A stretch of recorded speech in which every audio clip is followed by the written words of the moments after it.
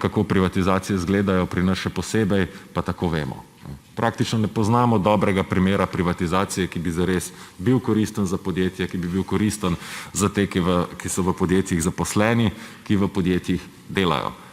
Spomnimo se recimo sprivatiziranega Heliosa, kako se je nanj usedel avstrijski Ring, nemudoma zaprl kopico delovnih mest, odrezal gasilsko brigado, ki je tam delovala, 2 leti kasneje pa ga za velik dobiček prodal nekomu tretjemu.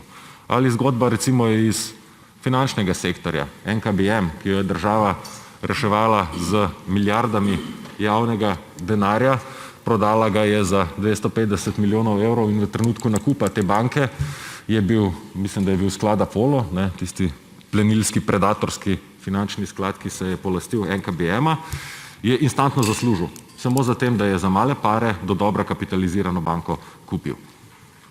To niso izjeme, to so pravila, kako poteka privatizacija. Zasledovanje personalnega interesa v službi tega ali onega lobista oziroma v službi tega ali onega kapitalskega grozda, natančno enake logike in rezultatov se lahko nadejamo tudi v bodoče.